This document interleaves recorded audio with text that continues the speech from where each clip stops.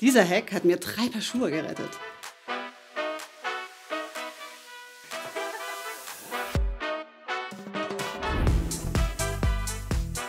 Wie viele Paar Schuhe ich habe? Oh, das weiß ich gar nicht so genau, weil ich die nie gezählt habe. 50 Paar Schuhe, ungefähr. Glaube ich so rund 40 bis 50 Paar Schuhe. Hi, mein Name ist Vie, ich bin 19 Jahre alt und komme aus Magdeburg. Hi, ich bin Sarah und wir zeigen euch heute unsere ganz persönlichen Lifehacks zum Thema Schuhe putzen und Ordnung halten in eurem Schuhschrank.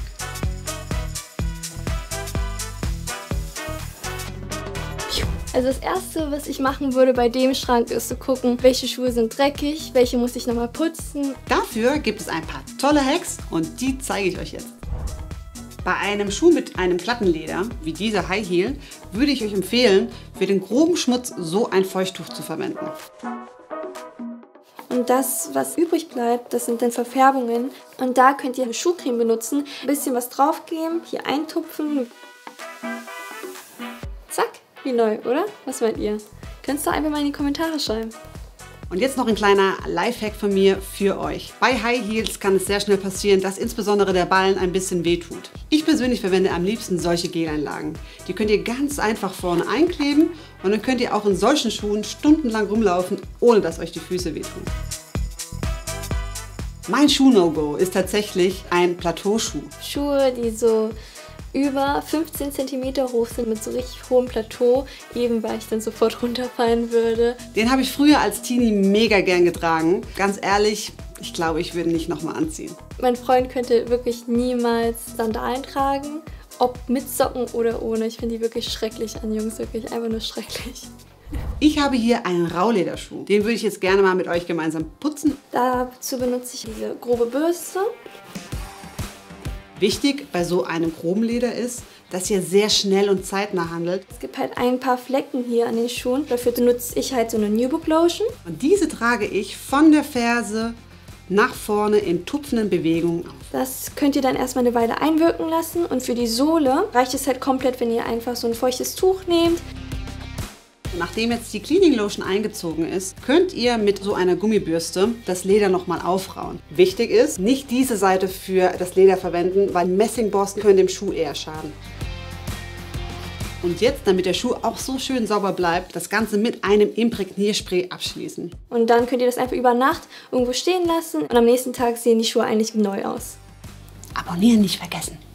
Es ist mir schon so oft passiert, dass ich vergessen habe, dass ich halt ein Paar Schuhe habe und mir dann erst zum Ende hin auffällt, das Paar Schuhe habe ich ja noch nie gesehen und habe das dann noch nie getragen. Manchmal ist auch noch ein Preisschild dran. Wenn ich tiefer in meinen Schuhschrank reinschaue, und dann entdecke ich doch nochmal das ein oder andere Paar, an das ich so gar nicht mehr gedacht hatte. Und da achte ich halt darauf, dass ich die vielleicht auch mal ausmisse, wenn ich merke, ich trage die gar nicht. Einer meiner ganz besonderen Lieblingsschuhe ist der Sneaker. Wo ich halt schon mehrere weiße habe, mehrere bunte habe, aber ich kann wirklich nicht aufhören, Sneaker zu kaufen. Und es ist vielleicht auch so ein bisschen meine Schuhschwäche. Was ein bisschen tückisch ist, gerade bei weißen Sneakern, ist, dass man wirklich jede Verschmutzung direkt sieht. Und die kriegt man jetzt nicht einfach dadurch weg, indem man die in die Waschmaschine schmeißt. Das solltet ihr niemals machen, weil die Schuhe eben aus Nähten bestehen. Und durch die heißen Temperaturen und das Schleudern löst sich das halt ab. Aber ich habe hier ein paar Tricks für dich, wie du auch weiße Sneaker wieder sauber bekommst.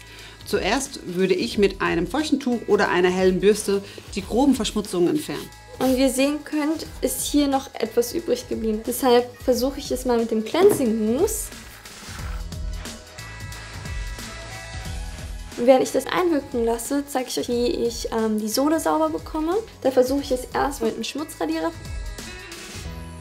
Und das, was eben nicht abgeht, da versuche ich es mal mit einem Sohlencleaner. So, alle Verschmutzungen lassen sich jetzt tippitoppi entfernen. Gerade bei hartnäckigen Verschmutzungen, wie zum Beispiel Grasflecken, hätte ich sogar noch einen Hausmitteltrick für euch. Hierzu nehmt ihr ein bisschen Spülmittel und zu gleichen Teilen etwas Backpulver und weiße Zahnpasta. Das Ganze verrührt ihr dann miteinander, bis so eine Paste entsteht. Die Paste tragt ihr dann in kreisenden Bewegungen auf der Verschmutzung auf und lasst dies über mehrere Stunden einwirken.